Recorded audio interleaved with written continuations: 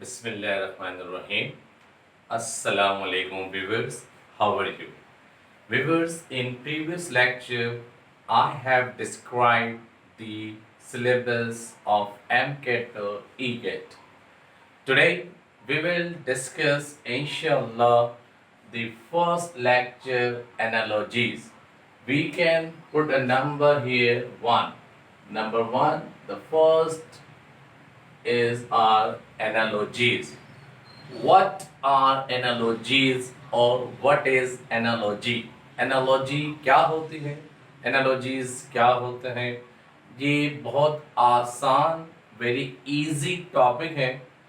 If you understand the techniques which I have already told you in my previous lecture, आपको याद हो मैंने अपने प्रीवियस लेक्चर में ये कहा था कि किसी भी चीज़ को सीखने के लिए, किसी भी चीज़ को लर्न करने के लिए, अंडरस्टैंड करने के लिए, उसको गेट इन करने के लिए हमें क्या चाहिए होता है? ट्रिक्स चाहिए होती हैं, टेक्निक्स चाहिए होती हैं, टिप्स चाहिए होती हैं उसे समझने के लिए और उसे समझाने के लिए.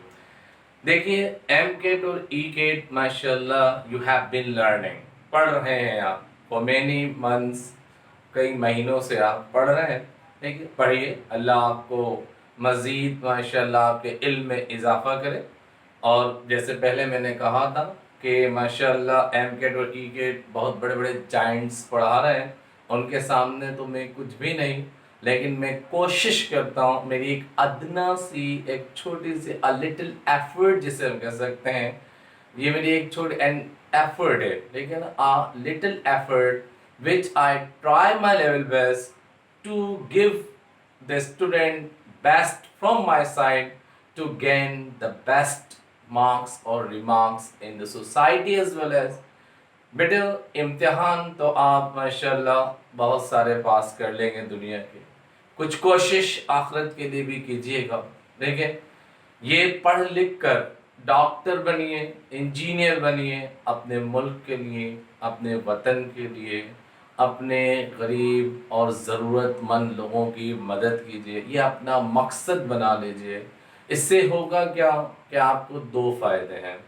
एक तो आपको इनर सेटिस्फैक्शन रहेगी, दूसरा ये कि इस पे आपको सवाब भी मिलेगा, रिवॉर्ड भी मिलेगा अल्लाह ताला की जानिब से.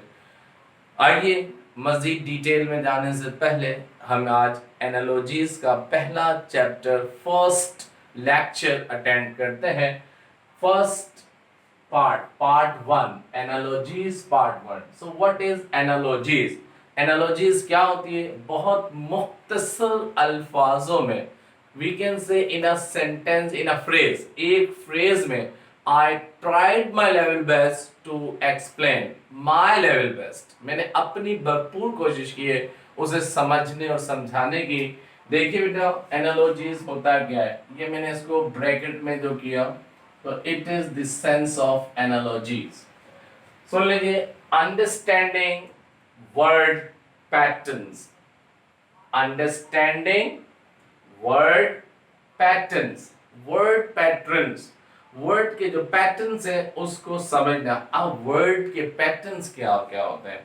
देखिए patterns यहाँ पे मुराद ये है कि वो word जो है वो किस सेंस में यूज हुआ है.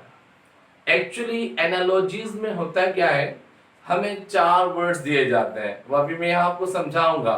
ठीक है, पैटर्न से मुराद हमारे यहाँ पे किस पैटर्न में, वो सिनोनियम वाले में है, एंटोनियम्स में है, लोकेशंस में है, क्लासिफिकेशंस में है, वो आपके होल एंड पार्ट में है, पार्ट या होल में है. आइए इसे हम समझने की कोशिश करते हैं. उम्मीद है अल्लाह ताला से कि वो हम सब पर अपना रहम करे, करम करे और हमें ये सही सीखने और समझने की तौफीक अता फरमाए. मेरे बच्चे, always remember God and start with the name of God. Inshallah, your intention, your success will never means avoid from you. Always will come towards you. हमेशा आपके पास आएगी. आइए देखते हैं, बिस्मिल्लाह करते हैं, इसे समझने की कोशिश करते हैं. Number one, understanding the word pattern, कि वो जो वर्ड दिया हुआ वो किस पैटर्न में दिया हुआ है, एनालॉजीज में ये देखना पड़ता है। सबसे पहले हमने देखा सिनोनिम्स। हम पहले ये देखेंगे कि जो हमारे पास वर्ड दिए हुए हैं, सपोज हमारे पास जो वर्ड्स दिए हुए हैं, जैसे ये वर्ड है हमारे पास ड्राई। ड्राई आप जानते हैं विच इज नॉट वेट, यानी जो गीला ना हो, खुश्क हो, उसे हम ड्राई कहते हैं। एरिड, एरिड भी ये वही वर्ड है, ड्राई एंड एरिड। अब देखिए ड्राई और एरिड में, ड्राई और एरिड में जो हमारे पास बनता है वर्ड पैटर्न, वो हमारे पास बनता है सिनोनिम का। ड्राई एंड एरिड एक दूसरे के हम मायने अल्फाज हैं। सिनोनिम बोलते हैं सिमिलर मीनिंग वर्ड्स को। तो अब देखिए इसमें ड्राई एंड एरिड, तो ड्राई और एरिड एक जैसे मीनिंग वाले लफ्ज हैं। आगे हमारे पास वर्ड दिया हुआ है लॉस्ट। लॉस्ट के मीनिंग होते हैं जैसे कि कोई चीज मिस हो जाना, खो जाना, गुम हो जाना, इसे भी कहते हैं खो जाना, लॉस्ट। अब आपके पेपर में क्या होगा कि ड्राई और एरिड दिया हुआ होगा, लॉस्ट दिया हुआ होगा, और यहाँ जो है ना, ये जो मिसलेड वर्ड हमने दिया, यहाँ कोई वर्ड नहीं होगा, यहाँ ब्लैंक होगी। क्या होगी? एक ब्लैंक होगी, अंडरलाइन होगा, नीचे कुछ ऑप्शंस दिए हुए होंगे आपको, आपने उनमें से सेलेक्ट करना है कि which one is the best. अब हम देखें, यहां देखते हैं, सपोज इसको मैं यूं कर देता हूं ताकि आपको बिल्कुल क्लियर हो जाए। ये मिसलेड को जरा मैं रिमूव कर दे रहा हूं, ठीक है ना। अब देखिए यहां हमने इसको कर दिया अंडरलाइन। अब यहां हमें वर्ड चाहिए, ठीक है। यहाँ कोई वर्ड अभी नहीं है। अब हम देखेंगे वर्ड पैटर्न बन क्या रहा है। वर्ड पैटर्न यहां से देखा हमने, ये एरिड, ड्राई एंड एरिड, ये आपस में सिनोनिम बन रहा है। तो हमारे पास वर्ड आया लॉस्ट। लॉस्ट का सिनोनिम तलाश करेंगे। अब हमने देखा इनके दरमियान रिलेशन क्या है, इनके दरमियान रिलेशन है सिनोनिम का। तो इसलिए अब हम यहाँ पर जो हमारे पास 1 2 3 4, सपोज ए बी सी और डी करके जो यहाँ पे वर्ड्स दिए हुए होंगे, इन वर्ड्स में अब हमने तलाश करना होगा कि which one is the nearest meaning word, nearest सिनोनियम of this lost. अब लॉस्ट का अगर यहाँ पे हम लेते हैं, जैसे सपोज हम लेते हैं मिसलेड, जैसे यहाँ पे पहले लिखा था MIS, mis LAID, laid, mislaid. अब देखिए हमारे पास ये जो वर्ड आया है मिसलेड, इस वर्ड को अगर हम देखें तो इसकी मीनिंग दे रहा है, सिनोनियम है इसका। तो इसलिए हमने यहाँ पे जो वर्ड लगाया वो लगाया मिसलेड। तो ये वर्ड पैटर्न क्या बन गया बेटा? सिनोनियम का word pattern. First, do you understand?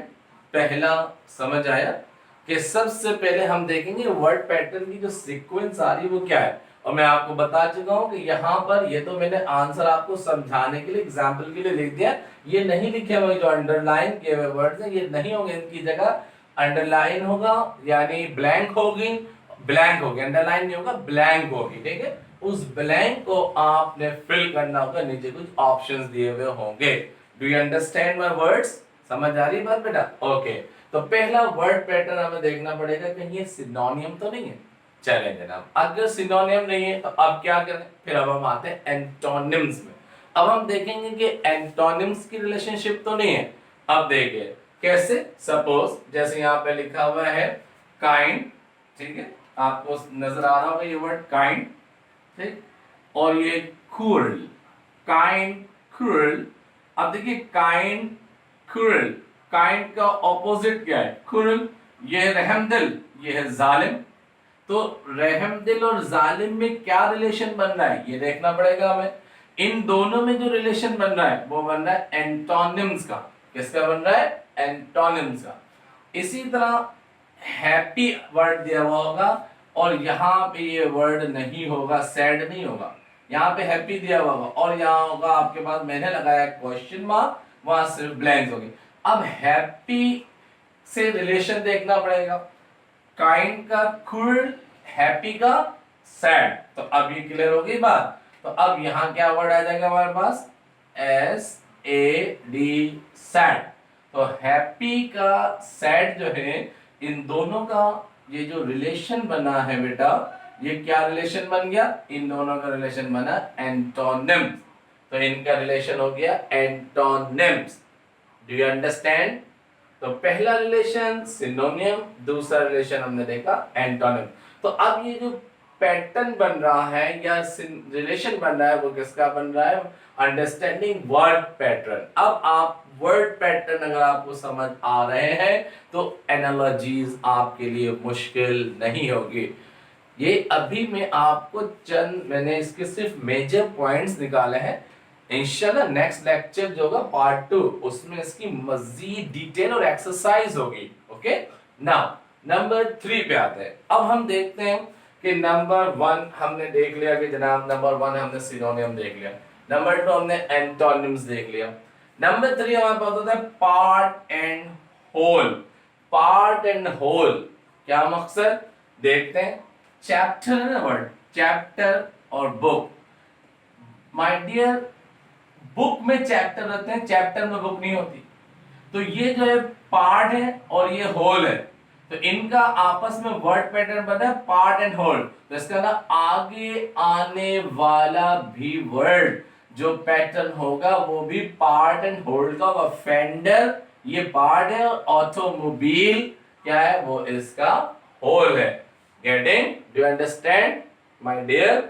अब देखिए यहां ऑटोमोबाइल नहीं दिया हुआ होगा, ये तो मैंने आपको इसका वो बताया है पैटर्न। तो इनका वर्ड पैटर्न क्या बना, part and whole. Part and whole यानी मींस ये बुक चैप्टर बुक का पार्ट हो सकता है, ठीक है। इसी तरह फेंडर ऑटोमोबाइल, फेंडर जो है ये पार्ट है और ऑटोमोबाइल इसका होल है, तो पार्ट एंड होल का बना।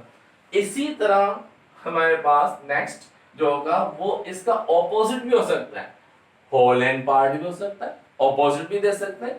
पहले होल दे दिया फिर उसका पार्ट दे दिया। तो इसी तरह फिर हम आगे जब देखेंगे तो हमें ये देखना होगा कि ये जो पैटर्न की सीक्वेंस आ रही है ये होल है या पार्ट है, या पार्ट है या होल है। गेटिंग? समझ आ रही है? आइए देखते हैं, जिसे हम कहते हैं जुज और मुकम्मल, कुल, जुज और कुल। आइए देखते हैं जुज है या कुल। पोएम,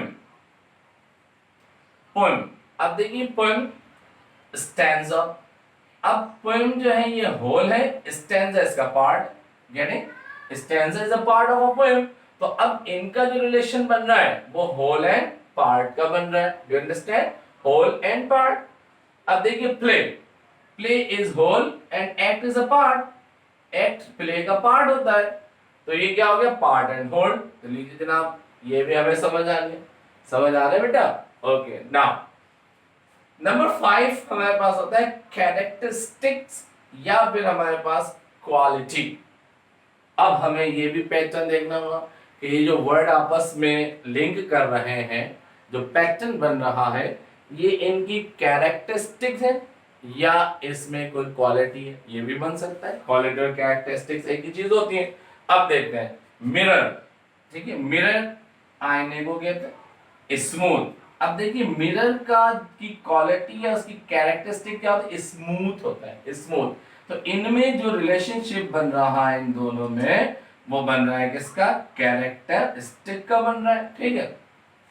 तो इसी तरह आगे आने वाला जो वर्ड होगा उसमें भी हमने ये रिलेशनशिप देखना होगा। अब देखिए यहां लिखा हुआ है सैंड पेपर। क्या लिखा हुआ है, sand paper. Sand paper Urdu में इसे अक्सर रेगमाल कहा जाता है। कभी देखा है आपने रेगमाल? अक्सर दरवाजे खिड़की पर जब कलर करना होता है, कोई जंग लग जाता है तो कलर से पहले उसके जंग को, जिंक जो होता है उसको रिमूव करना पड़ता है। तो उसको रिमूव करने के लिए, हटाने के लिए उससे हम उसको रब करते हैं। तो वो पेपर जो होता है ना, उस पे बारीक बारीक बारीक बारीक pieces of glass, particles of glasses लगे हुए होते हैं, तो वो स्मूथ नहीं होता बल्कि रफ होता है। तो इसमें देखिए रिलेशनशिप या पैटर्न क्या बन रहा है, कैरेक्टरिस्टिक। तो सैंड पेपर का जो कैरेक्टरिस्टिक होगा वो क्या होगा, रफ।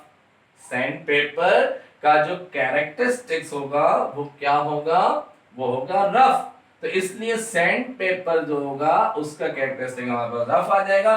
तो ये जो हमारे पास सीक्वेंस आई है ये एंटोनिम्स सिनोनिम्स नहीं है, होल एंड पार्ट नहीं है, बल्कि उसका कैरेक्टरिस्टिक्स दिया गया है। गेटिंग? Do you understand? तो ये पहले देखने 5 ये क्वालिटीज जो अभी हमने यहाँ पर डिफाइन की है, ये समझ आई है आपको? आप चाहें तो इसका क्लिप भी ले लें, आप चाहें तो इसे पेन पेंसिल अपने साथ रख के नोट भी करते चले जाएं, वट एवर यू विश, जो आप चाहें वो कर सकते हैं। ओके, लेकिन my dear please pay attention, it is not an easy task, it is not a piece of cake, but we try to make you understand a piece of cake. Getting? आइए number 6 पे आते हैं, classification. Classification जानते हैं किसे कहते हैं? दर्जा बंदी को। किस दर्जे में उस वर्ड को लिया जाता है, क्लासिफिकेशन उसकी क्या है, आइए इसको देखते हैं। देखिए बर्ड, यहां लिया हुआ बर्ड, बर्ड को दिया हुआ कार्डिनल, बर्ड का क्लासिफिकेशन इसका कार्डिनल है, कार्डिनल, बर्ड कार्डिनल, यानी बर्ड जो है वो कार्डिनल होते हैं, यानी इनकी क्लासिफिकेशन ये होती है। और हाउस इग्लू, इग्लू जो है वो हाउसेस में रहते हैं, इसलिए हम हाउस इग्लू के हाउसेस, हाउस और इग्लू ये दोनों आपस में क्लासिफिकेशन है, तो क्लासिफिकेशन इनकी दर्जाबंदी कर दी गई है। बर्ड्स की दर्जाबंदी कार्डिनल कर दी गई, हाउस की इग्लू कर दी गई। गेटिंग? समझे? इग्लू स्कीमो जिस घर में रहते हैं उसको भी इग्लू कहा जाता है। गेटिंग? इसलिए number 7, number 6, number 7, cause and effect, बड़ा इंपॉर्टेंट है कॉज एंड इफेक्ट। अब हमें ये देखना पड़ेगा कि आगे आने वाला जो वर्ड है उसका जो पैटर्न है वो कॉज एंड इफेक्ट है, तो वो कैसे है, आइए देखते हैं, समझने की कोशिश करते हैं। देखिए बच्चों, कॉज एंड इफेक्ट 7 पॉइंट हमें ये देखना पड़ेगा एनालॉजीज में। जैसे टीयर्स, अब जो टीयर्स आंसू किस वजह से निकलते हैं? कोई दुख होता है, कोई तकलीफ होती है, बाज़ वक़्त खुशी के आंसू भी होते हैं, लेकिन मोस्टली 98% या 9% ये हमारे दुख से आते हैं। तो अब हम देखते हैं सैडनेस, टीयर्स, सैडनेस। तो ये जो टीयर का कॉज बना है वो सैडनेस बना है, टीयर्स आने का, आंसू बहाने का जो कॉज बना है वो सैडनेस है। इसी तरह स्माइल्स एंड जॉय, अब ये जो जॉय का कॉज यानी स्माइल का जो कॉज बना वो जॉय, गेटिंग? मुस्कुराना, खुशी, खुशी आती है तो मुस्कुराहट आती है, खुशियां होती हैं, तो ये कॉज एंड इफेक्ट। तो हमें एनालॉजीज में इन चीजों का भी ख्याल रखना होगा। Do you get my point? समझ आ रहा है आपको मेरा पॉइंट? शाबाश, थैंक यू। नेक्स्ट, फिर हम आते हैं नंबर 8 पे, फंक्शन। अब हमें देखना पड़ेगा कि जो वर्ड है उसका फंक्शन क्या है। फंक्शन बोलते हैं इस्तेमाल, वो किस तरह इस्तेमाल हुआ है, किस सेंस में, उसका फंक्शन क्या है, वो किस सेंस में इस्तेमाल किया जाता है। आइए देखते हैं, समझते हैं, कोशिश करते हैं। Function, knife, KNIFE, knife. Knife का फंक्शन, नाइफ का एक्शन क्या होता है? वो कट। नाइफ क्या करता है? कट। हम कह सकते हैं कट्स, काटता है। तो नाइफ का फंक्शन है कट, काटना। तो नाइफ और कट में जो रिलेशन बना या वर्ड पैटर्न बना वो फंक्शन का बना। नाइफ का फंक्शन है कट। इसी तरह शाउल का फंक्शन है डिग। शाउल का मतलब होता है जैसे खड्डा खोदने के लिए फावड़ा होता है, गेती होती है, बेलचा होता है, उसे शाउल कहा जाता है। डिग मतलब खोदना। अब देख लीजिए, अगर यहां पर पेन हो जाता है, PEN पेन, तो पेन का फंक्शन क्या होता है? WRITE, राइट हो जाता। तो पेन और राइट ये इनका फंक्शन हो जाता। तो अब हमें ये भी देखना पड़ता है, अगर शाउल की जगह पेन होता तो हम राइट लिखते। Getting? Do you understand? Okay. तो फंक्शन के लिहाज से भी हमें देखना पड़ेगा कि वो वर्ड जो है उसका फंक्शन क्या, वो काम क्या करता है। फंक्शन क्या था, वो क्या काम करता है, वो किस काम के लिए इस्तेमाल होता है, ये भी देखा जाएगा। Getting? Good, I think you got my point. Next, number 9, location. Location क्या होती है? जगह, मुकाम, चाहे वो रहने की हो, चाहे वो घूमने फिरने की, लोकेशन है। अब देखिए, फिश वर्ड हमारे पास है, फिश। अब फिश की लोकेशन क्या है? सी या वाटर। एक्चुअली हमने खास नाम दे दिया सी, समंदर। अब देखिए फिश को सी से जो रिलेट किया, ये जो वर्ड पैटर्न हमारे पास आ रहा है, ये क्या आ रहा है, ये है हमारे पास, हम यहाँ पर कि फिश और सी का जो वर्ड पैटर्न बन रहा है वो क्या बना है, लोकेशन का। फिश की लोकेशन क्या है, सी। इसी तरह मूज, मूज की लोकेशन क्या होती है, फॉरेस्ट, जानवर है वो, उसकी लोकेशन क्या है, फॉरेस्ट है, फॉरेस्ट में रहता है। तो इन दोनों का वर्ड पैटर्न क्या बना, लोकेशन का। तो हमें इसमें लोकेशन को भी देखना पड़ेगा। गेटिंग? जब हम पर वर्ड लिखे हुए आएंगे ना, उनमें ये सारी चीजें हमें चेक करनी पड़ेगी। बड़ी प्रैक्टिस चाहिए इसके लिए। There means it needs much practice, बहुत प्रैक्टिस की जरूरत है। नेक्स्ट नंबर 10 में हमारा डिग्री। डिग्री में कैसे, डिग्री बोलते हैं दर्जे को, डिग्री बोलते हैं शिद्दत को किसी चीज की। आइए देखते हैं वो कैसे। वर्ड लिखा हुआ है चकल, चकल, चकल्स का मतलब होता है मुंह ही मुंह में हल्के हल्के मुस्कुराना, हल्की आवाज में, ऐसा बाहर आवाज ना। और लाफ जो है उससे तेज होता है, तो इसमें डिग्री बढ़ जाती, दर्जा बढ़ जाता है, शिद्दत बढ़ जाती है इसकी। तो चकल जो है स्लो है और लाफ तेज आवाज में, तो इन दोनों का जो रिलेशन बना वो डिग्री का बना। किस चीज का बन रहा है, डिग्री का। विम्पर जो है ये वर्ड, इसका मतलब होता है हल्के हल्के रोना, और क्राई का मतलब तेज रोना। अब देखिए इन दोनों में जो बना रिलेशन, ये किस चीज का बन गया, डिग्री का। तो I think so you have understood, समझ आ रहा है। नेक्स्ट नंबर 11, नंबर 11 में जो रिलेशनशिप हमारे पास है वो किस चीज का रिलेशनशिप है, वो हमारे पास है performer and are related object. ये भी बड़ा इंपॉर्टेंट है। परफॉर्मर जो काम कर रहा होता है, जिसे हम एजेंट भी कहते हैं, काम करने वाला, डोर ऑफ एन एक्शन। अब देखिए जो परफॉर्मर है वो और जो ऑब्जेक्ट है, जो चीज, उनमें आपस में रिलेशन, परफॉर्मर का और ऑब्जेक्ट का रिलेशन होता है। देखते हैं कैसे। सपोज हमारे पास है वर्ड कैशियर। अब कैशियर का जो ऑब्जेक्ट है वो कैश, ठीक है ना, रिलेटेड। कैशियर का जो पैटर्न बना, कैश से बना, ये जो दो वर्ड है कैश, कैशियर और कैश, इनका जो पैटर्न बना है वो परफॉर्मर और रिलेटेड। कैशियर परफॉर्मर होता है और कैश उसका ऑब्जेक्ट होता है, वो चीज होती है उसकी। गेटिंग? इसी तरह प्लम्बर, प्लम्बर वो पर्सन होता है जो पाइप वगैरह की फिटिंग करता है, ठीक है, तो उसका ऑब्जेक्ट क्या होता है, पाइप।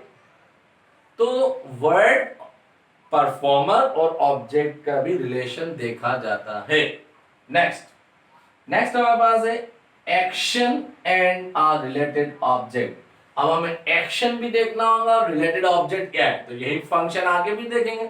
अब देखिए इसमें लिखा है बॉयल एग। अब देखिए इसमें एक्शन जो है वो बॉयल है और एग इसका ऑब्जेक्ट है। जब भी हम अक्सर बॉयल कहते हैं तो फौरन हमारे पास वर्ड जहन में आता है, या तो पानी या हमारे पास अंडा, एग बॉयल। अब ये एक्शन है और ये इसका ऑब्जेक्ट है। अब ये एक्शन और ऑब्जेक्ट का रिलेशन बन रहा है, किसका बन रहा है, एक्शन और ऑब्जेक्ट का। इसी तरह कहते हैं थ्रो, थ्रो का मतलब फेंकना, ये एक्शन है, बॉल ये इसका ऑब्जेक्ट है। तो अब ये जो रिलेशन बन रहा है ये भी action and action and related object का बन रहा है। गेटिंग? हम जैसे कहते हैं थ्रो, तो फौरन जहन में आता बॉल, स्टोन, कुछ भी। तो अब बॉल की जगह स्टोन भी हो सकता था, ठीक है। तो रिलेशन देखना पड़ेगा वहां पर के नियरेस्ट वर्ड कौन कौन से हैं।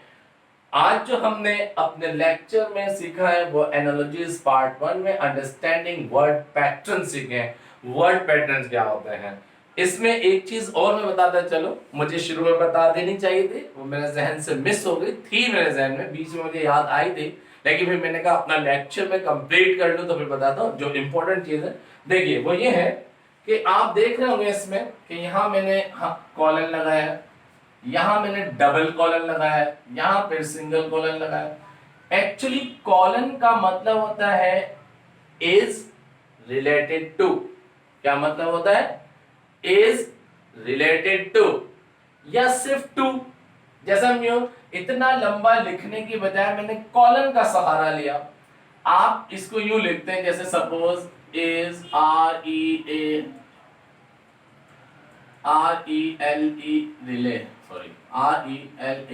Related to. इतना बड़ा लिखने की बजाय मैंने क्या कर दिया, कॉलन लगा दिया, ये कॉलन लगा दिया, ये कॉलन का सहारा ले लिया मैंने, ठीक है। तो यहाँ इसका अंदर रिलेटेड टू या सिर्फ टू भी होता है। जैसे हम कहते हैं dry is to arid, lost is to misled, यूं भी होता है।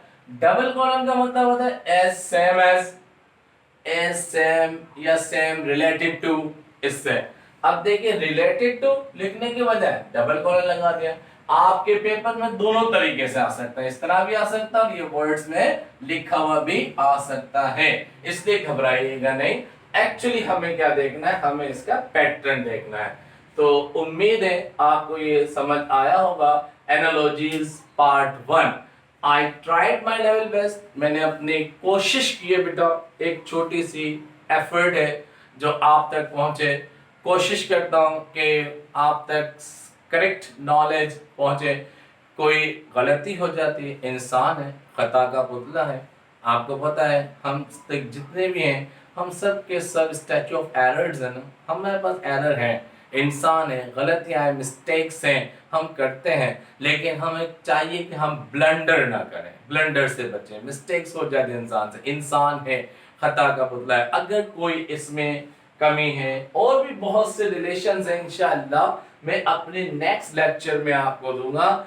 नेक्स्ट लेक्चर बहुत जल्द, इंशाल्लाह बहुत जल्द, कल ही आप देखिएगा, नेक्स्ट वीडियो में आपके पास आ जाएगा नेक्स्ट लेक्चर, इसका पार्ट 2। इसके पार्ट 2 में हमने क्या करना है, इसके पार्ट 2 में हमने इसकी एक्सरसाइज सॉल्व करनी है।